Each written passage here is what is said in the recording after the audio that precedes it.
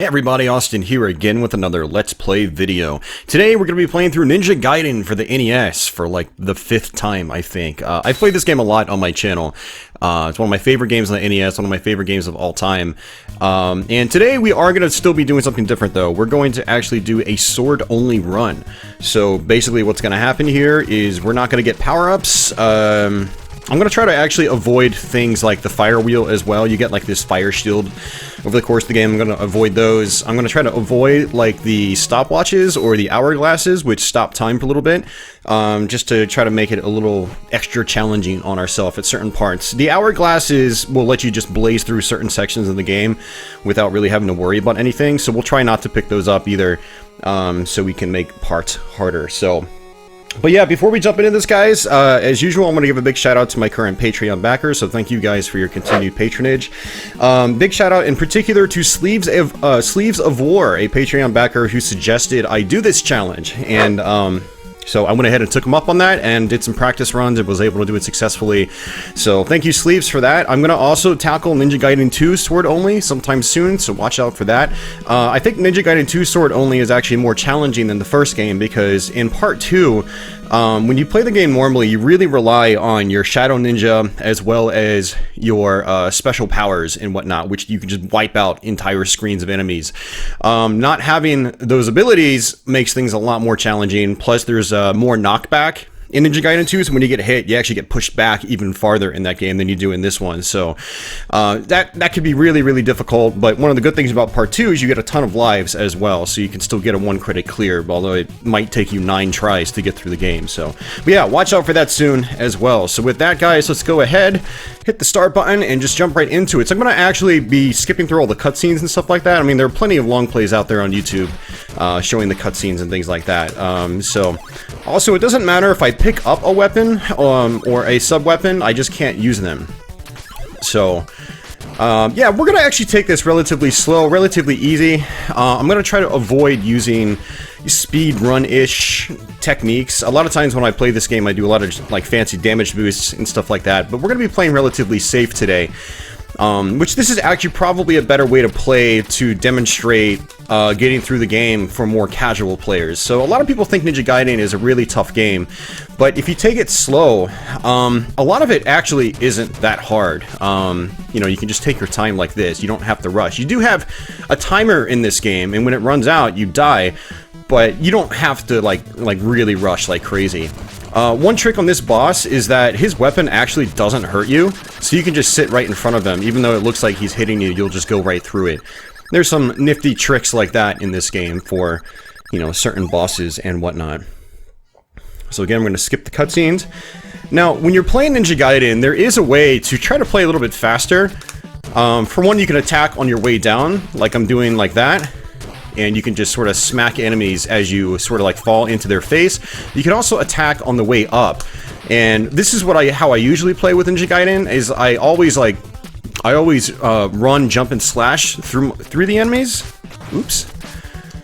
And so, you know, but you don't have to do that. You can just take it slow, just like this. If you take a couple hits, it's not a big deal. You do have a pretty large life bar in this game. And that's a tight jump right there. That used to give me trouble when I was a kid.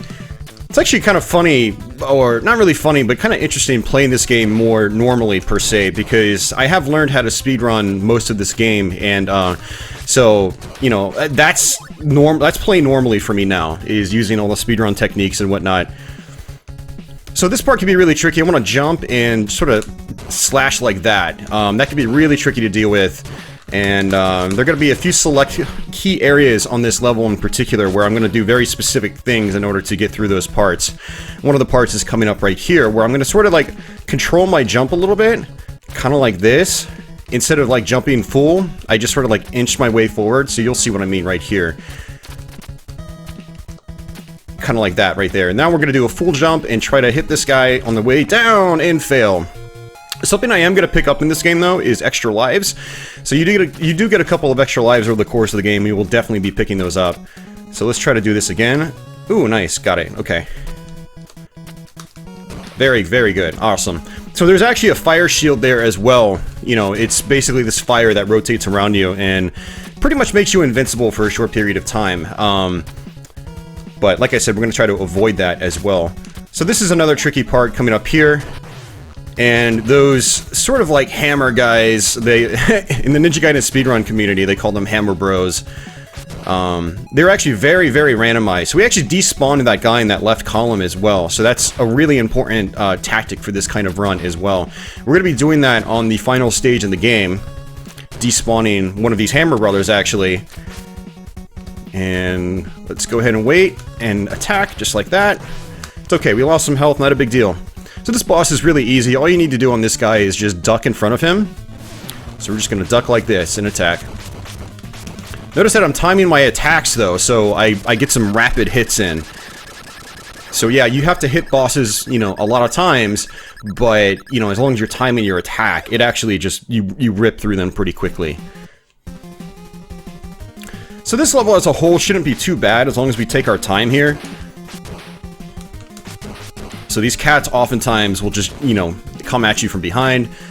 Same with these birds. There's the... Here, I'll demonstrate this. So notice how it just stops all time. So I'm just going to sort of sit here so we can let the enemies spawn back in. Ooh, that was close.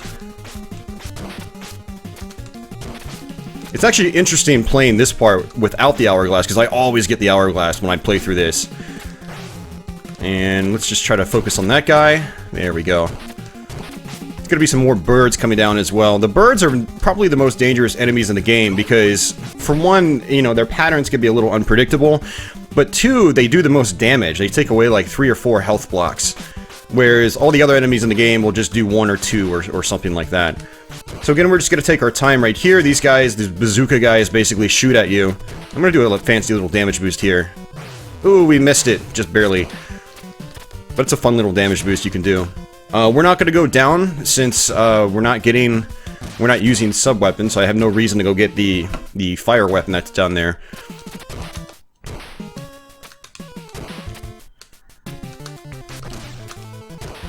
Alright, so making pretty good progress. I'm looking forward to the next stage, actually, because we can get ourselves an extra life. Now this part, I'm going to attack this cat, or just let him go. Just let him... Just jump over him like that, and then we basically wait for the guy to walk over, and then we want to slash that bird on the way down. So that's a tricky part for a lot of people when they're learning how to play Ninja Gaiden. This guy will shoot bullets across the screen like that, sort of randomized as to when he does it. And there we go. So there is a move you can do in this game where if you tap down and attack multiple times in the air, you can actually attack more than twice in the air. We're going to try to do that on certain boss fights later on. Particularly the boss of this set of stages. And this machine gunner is really dangerous. There's going to be another cat, a couple birds, another hammer brother guy. Come to think of it, I don't even know why they call them hammer brothers in the speedrun community, because they're not even hammers. So, interesting. So the hitbox on your sword can be quite large as well. So notice how, like, it didn't even look like I actually touched that bazooka guy, but I still hit him. We're just gonna wait here, let him shoot, and then attack him. Yeah, playing like this is really interesting though, because it forces you to think about the game in a completely different way. Like, if you're used to just ripping right through the game with speedrun techniques or certain sub-weapons or whatnot, you know, you have to really play with a different mindset for this kind of run. It's really interesting. Something I did want to say is I've done similar runs like this with other games. More recently, I did both Contra and Super Contra on the NES with just rifle only on the second loop, so the harder loop in the game. So if you're interested in checking those out, I have those available on my channel as well. And if you guys are interested in seeing other types of runs like these, let me know. Definitely post a comment below and let me know if there's anything else kind of like this that you want to see. These are really fun for me to do because they make me play my favorite games, but, you know, with different strategies and whatnot. Extra life right here. There we go. So I am aiming for a 1 credit clear, but, you know, it's not the end of the world if I don't get it, but I'd like to get a 1 credit clear, hence why I definitely want to pick up the extra lives. So we want to just make sure we jump over this gap here. Another similar run I did was on Super Castlevania 4. I did that last October, actually, where I did hard mode, no sub-weapons, and just the leather whip only. So basically, the weakest you can possibly be in that game, on the hardest mode in the game, I did that kind of like this, and that was a lot of fun. That one actually took a lot of work, but it was worth it. It seems like you guys really enjoyed that. Some of you guys were pretty impressed by it, so I would definitely like to try to do more playthroughs like these. It's really interesting for me. So I'm going to just take my time here. We still have over 100 seconds. There's going to be a machine gun guy right here, another bazooka guy. Those bazooka guys are actually really dangerous. If you don't time it right, especially that one in particular, if you don't time it right, you'll get hit by his bazooka and you'll probably fall to your death. Another axe guy. Alright. So I actually want to try something on this boss. You have to hit the left enemy to actually do damage, but I want to kill the one on the right first. Sometimes there's a glitch in this game where killing the guy on the right will actually spawn multiples. So he's supposed to just die for good, but... Okay, it didn't happen. Cool. Okay. So now, this is one of the bosses where you can try to use the, you know, attacking in the air multiple times trick. I'm not very good at it, to be honest with you, and in some of my earlier Let's Plays of this game, I didn't even know you could do this. It wasn't until I started learning how to speedrun the game that I learned how to do it. And now I can do it. See, I just attacked a bunch of times coming down. Now, what's kind of interesting about that is... Let me actually kill this guy, and I'll stop and explain it. So you can actually mash the button, the B button, multiple times, and just hold down, and you'll actually hear the sword swipe multiple times. It's not actually swiping multiple times, though, so you have to actually let go of down. So it's basically down B, down B, down B together at the exact same time. We're just going to jump over this guy. Oops. Just wall climb up like this. The wall climb in this game is a little tricky to get the hang of, but it's really satisfying when you can just, like, you know, flip your way up a wall. You feel the skill. Okay, so there's gonna be a bat here. We want to just wait and then jump over. Yeah, so we're basically using very basic Ninja Gaiden strategies at this point. This is kind of how I would have played the game back in the day. We're just gonna jump over this guy right here. Alright, so this is probably one of the more dangerous levels in the game, simply because there is a very specific sort of jump you have to make that is very tricky. Normally when I do the speedrun techniques, I just sort of like hop my way over it, but not doing the speedrun techniques, you know, by not having the sub-weapons and whatnot, I'm gonna have to tackle it differently. Basically the normal way. I'm gonna just damage boost up there, why not? There's gonna be another bat right here, so we're just gonna wait for that. That's the... Nope, that's not the Spin Slash. Spin Slash was actually in the previous screen. So Spin Slash is one of the weapons that's just insanely good in this game. So this is what we have to do basically normally. So we're just gonna fall down and try to hop over like that. So that was good. First try. I actually died there the other day trying to play this on Twitch, and I should have waited for that bird, but I ran and jumped without spawning him in, or waiting to spawn him in. I can't talk right now, but that's okay. Alright, so these Mike Tyson dudes, you really just want to try to take them out immediately. If they start juggling you, it's really hard to get out of that. They're gonna have some rocket ninjas as well that, you know, shoot these shurikens out. We're just gonna sort of take it easy here. There we go. Another hammer guy. Okay, good. That was actually really risky right there. We ran the risk of getting knocked into that pit. And that was bad. So I'm gonna actually try to do the speedrun strat for this part. So we're gonna jump here, hit that guy, jump early, hit that guy, jump early, hit that, just like that. That's really tough to get without sub-weapons. So there's gonna be an extra life up here, right here, though. So we got that extra life back, which is good. Or that lost life, we got it back. Alright, there's a bird. This is a tricky section as well when you don't have the Spin Slash. So we're just gonna try to slash these guys at the right time. Very, very risky here. We're just gonna jump over that guy. That's the speedrun strat right there. I mean, some of these speedrun strats really aren't, you know, like, really involved or in-depth strats. It's just, you know, sometimes you just don't think about doing things that way, though, when you're playing the game normally. But it's definitely worth picking up a few strats that can help you in your normal gameplay, your normal Ninja Gaiden run. So this guy, we just want to attack as quickly as possible.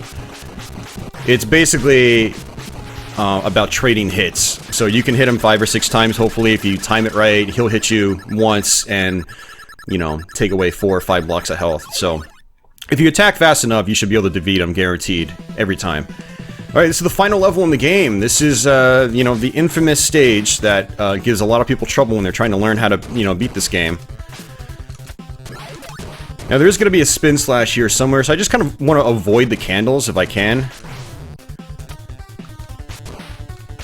Alright, just like that. Good stuff. And we're just going to let that guy sort of get hung up there and then just attack him. Alright, there we go. So not really the best start. This next section's going to be pretty tricky with only having half of our health. But we at least hit the checkpoint, so if we do die, we'll just sort of respawn at the beginning of this area.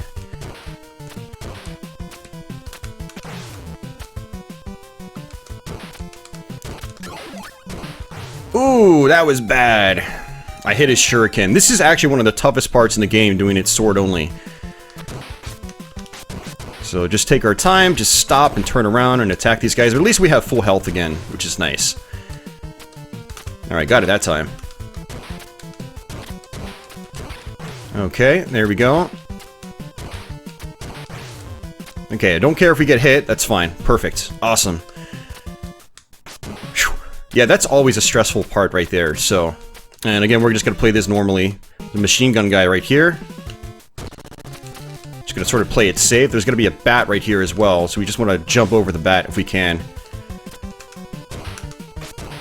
Okay, so the next section is one of the really infamous sections in the game. A lot of very specific YouTube reviewers have complained about. So what we're gonna do is just despawn one of the enemies. Try to take care of these birds. Alright, so this guy on the right, we're just gonna despawn him. Look at how he just sort of like keeps disappearing. And bam, he's gone. Just like that. This bird just constantly respawns. So we're just gonna swipe through like that.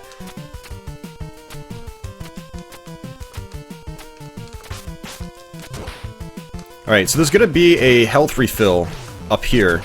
So we definitely want that.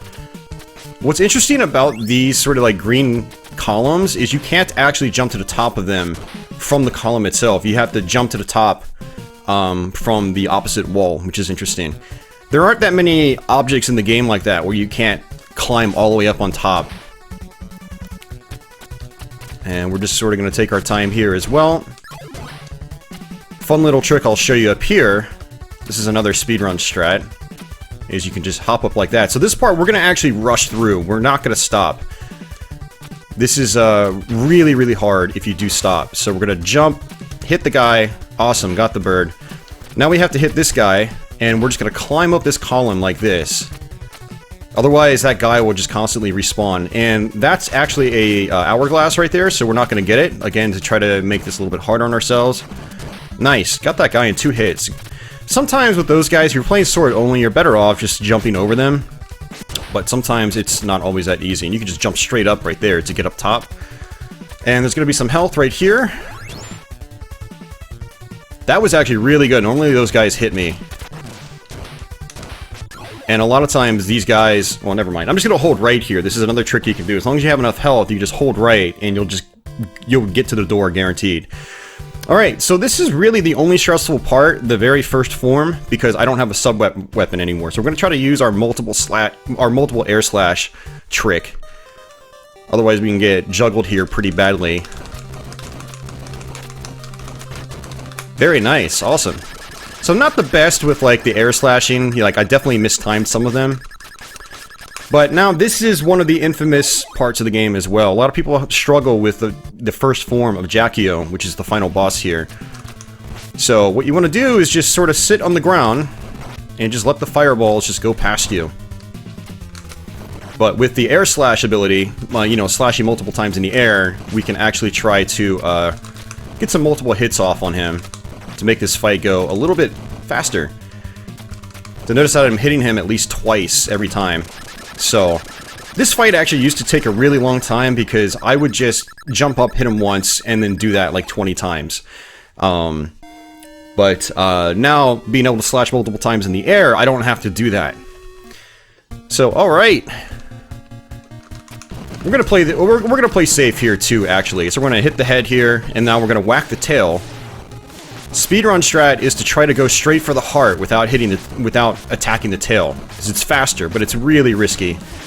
And one of the other things Ninja Gaiden is pretty infamous for is the checkpoint system on the final stage. And we can actually hop up to the top. There we go. And sort of crouch. Photogenic moment. And that's Ninja Gaiden, sword only. That was actually a 1 credit clear, which was nice. Getting those extra lives helped. If I didn't get those extra lives, I wouldn't have gotten a 1 credit clear, so... But yeah, thanks to Sleeves of War again for recommending this. This was actually a lot of fun to try to practice over the last couple of weeks. And, you know, because I'm used to the speedrun strategies now, it's fun having to think about certain parts of the game in a completely different light. And it was the same way when I, say, went through Super Castlevania 4, just whip only. So if you guys have any other challenges that you'd like to see that are sort of in this vein, then I'd love to hear them, so definitely post some comments down below. Again, like I said, I will be back with Ninja Gaiden 2, doing the exact same thing. That should be, you know, pretty interesting. I will probably not be back with Ninja Gaiden 3, though. I tried it. I think if I do that run, I'm gonna have to give in and at least use the big sword in that game. So there's a power-up that basically makes your sword really huge. So without having that, I think it's going to be almost impossible for me to do. I tried it, I got absolutely destroyed, but I don't know, we'll see. I'll still try to practice it, but no guarantees on that one. But I'll definitely be doing Ninja Gaiden 2 sword only sometime soon, so watch out for that. But yeah, I'm going to go ahead and head out, guys. Thanks for watching. If you're new to my channel, definitely consider subscribing. If you like Let's Plays like these, I've got many on my channel and many more to come. For everyone already subbed, thank you for your usual support, and hope you guys continue to enjoy these videos. So, until the next one, guys, take it easy.